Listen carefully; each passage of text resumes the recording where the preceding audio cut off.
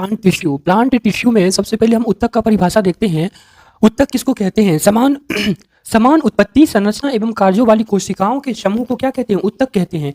यानी कि समान उत्पत्ति, संरचना, कार्यों वाली कोशिकाओं के समूह को क्या कहते हैं? उत्तक कहते हैं। पादप कोशिकाओं को मुख्य रूप से हम दो भागों में वर्गीकृत करते हैं। एक होता है विभोजयतिकी उत्तक, मेरिस्मेटिक टिश्यू, और दूसरा होता है अस्थायी उत्तक, परमानेंट टिश्यू।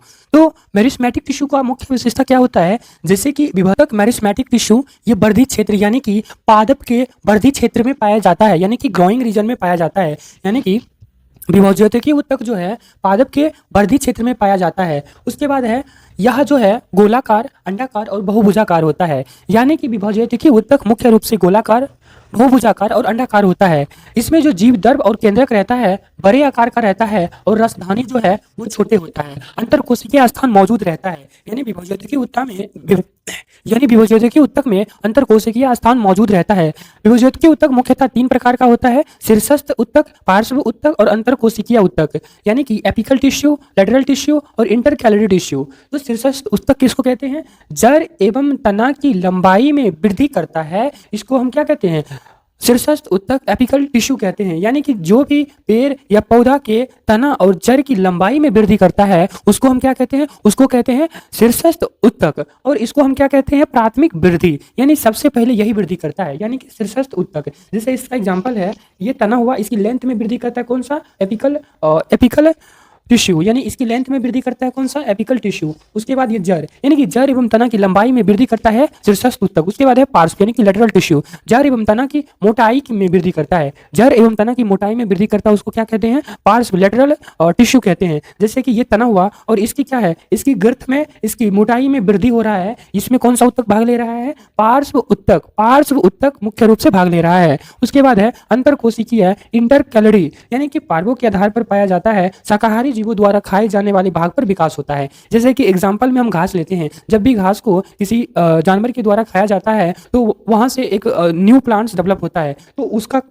वो किसका काम है? वो है अंतरकोशिकीय विभोजयतिकी उत्तक का काम है। तो घास में किस तरह का ये उत्तक सहायता करता है? अंतरकोशिकीय उत्तक। उसके बाद होता है अस्थायी उत्तक और परमानेंट टिश्यू। अस्थायी उत्तक का निर्माण परिपक्व कोशिकाओं से होता है, यानी कि परिपक्व कोशिकाओं के बनने के बाद अस्थायी उत्तक का निर्माण होता है। इसमें विभाजन की क्षमता नहीं होती है और ये जो है मृत और जीवित दोनों प्रकार की कोशिकाएं होती है। यानी अस्थायी उत्तक में विभाजन की क्षमता नहीं रहता है और यह मृत एवं जीवित दोनों प्रकार की कोशिकाएं होता है। अब हम देखते हैं इसका प्रकार। चूंकि अस्थायी उत्तक को कोशिका के एक कोशिका और एक से अधिक कोशिकाओं के आधार पर हम दो भाग में बांटते हैं। एक होता है सरल उत्तक, सिंपल टिश्यू, दूसरा होता है जटिल उत्तक और कॉम्प्लेक्स टिश्यू। जटिल उत्तक को क्या कहते हैं? संवहनी उत्तक भी कहते हैं। और ये कॉम्प्लेक्स टिश्यू है, यानी कि इसमें जो है ना एक से अधिक कोशिकाओं से मिलने से इस कोशिका का निर्माण होता है। अब हम देखते हैं सरल उत्तक, यानी कि सिंपल टिश्यू। सरल उत्तक को मुख्य रूप से तीन भागों में बांटते हैं: पेरेन्काइमा, कोलेनकाइमा, स्क्लेरेन्काइमा। पेरेन्काइमा मुख्य रूप से जीवित कोशिका को कहते हैं या गोलाकार एवं आइसोमेट्रिक कोशिकाएं होता है।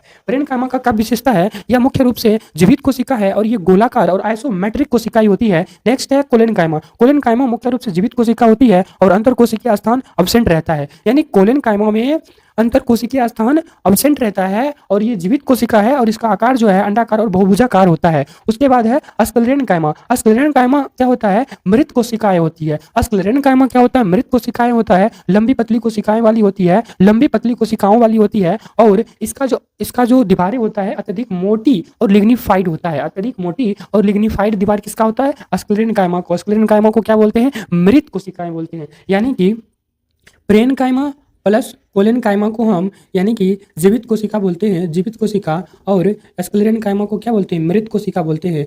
और कोलेनकाइमा में जो है अंतरकोशिकीय स्थान प्रेजेंट नहीं रहता है। उसके बाद है जटिल उत्तक, यानी कि संवहन उत्तक इसको बोलते हैं। यानी ये इसमें जो है ना कोशिका, इसमें यानी कि जटिल उत्तक का निर्माण एक से अधिक कोशिकाओं से मिलकर बना होता है और इसको हम दो पार्ट्स में डिवाइड करते हैं। एक होता है जाइलम, दूसरा होता है फ्लोएम। जाइलम का क्या मुख्य रूप से काम होता है? इसका काम है जल और खनिज लवण को जड़ से, जल एवं खनिज लवण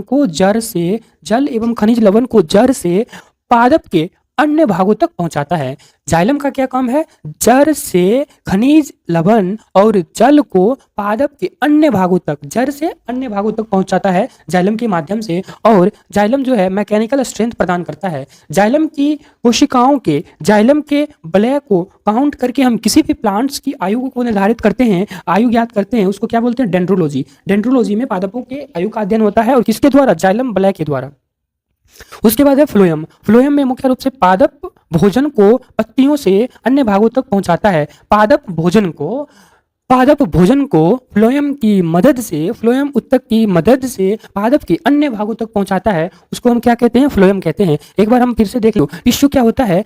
टिश्यू समान संरचना, कार्य और उनके उत्पत्ति वाली कोशिकाओं के समूह को ऊतक कहते हैं। पादप ऊतक को मुख्य रूप से दो भागों में वर्गीकृत करते हैं। पहला होता है विभोज्योतिकी ऊतक, दूसरा होता है अस्थायी ऊतक। विभोज्योतिकी ऊतक को हम तीन पार्ट्स में डिवाइड करते हैं। पहला है यहाँ पे शीर्षस्थ, पार्श्व और अंतरकोशिकीय। शीर्षस्थ ऊतक का मुख्य काम पादप की लंबाई को वृद्धि करना, पार्श्व ऊतक का मुख्य काम इसकी मोटाई को वृद्धि करना, अंतरकोशिकीय विभोज्योतिकी ऊतक का मुख्य काम है जो शाकाहारी जीवों के द्वारा खाया जाता है, जैसे कि घास के शीर्षों को यानी कि पार्व को पुनः विकसित करना। फिर होता है अस्थायी ऊतक, जो कि परमानेंट टिश्यू में विभाजन की क्षमता नहीं होता है और ये परिपक्व कोशिकाओं से मिलकर बना होता है और ये जीवित एवं मृत दोनों प्रकार की कोशिकाएं होता है।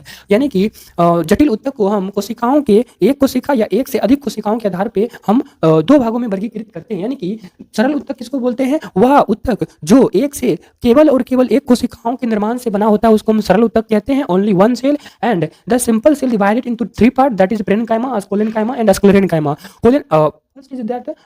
पेरेन्काइमा में क्या होता है? कोशिकाएं जीवित होता है, गोलाकार एवं आइसोमेट्रिक होता है। कोलेनकाइमा जीवित होता है, अंतरकोशिकीय स्थान नहीं रहता है, मौजूद नहीं रहता, दैट इज कॉल्ड अब्सेंट रहता है। कहाँ में? कोलेनकाइमा में। अंडाकार और बहुभुजाकार। स्क्लेरेन्काइमा कोशिकाएं मृत होती है, लंबी एवं पतली कोशिकाएं होती है और उसकी दीवारें अत्यधिक मोटी और लिग्निफाइड होता है। दूसरा है जटिल ऊतक और संवहनी ऊतक, कॉम्प्लेक्स टिश्यू। यानी कि जिन ऊतकों का निर्माण एक से अधिक कोशिकाओं से मिलकर बना होता है उसको हम क्या कहते हैं? जटिल ऊतक कहते हैं। जटिल ऊतक मुख्य रूप से क्या है? संवहनी ऊतक है। इसको हम दो भाग में बांटते हैं, जाइलम, फ्लोएम। जाइलम का क्या काम है? जल और खनिज लवणों को जड़ से पादप के अन्य भागों तक पहुंचाना। किसका काम है? जाइलम का। और मैकेनिकल स्ट्रेंथ प्रदान करता है। जाइलम के वलय को गान के हम क्या करते हैं? पादप की आयु निर्धारित करते हैं, जिसको क्या कहते हैं? डेंड्रोलॉजी कहते हैं। डेंड्रोलॉजी में पादप की जाइलम वलय को गान के हम क्या करते हैं?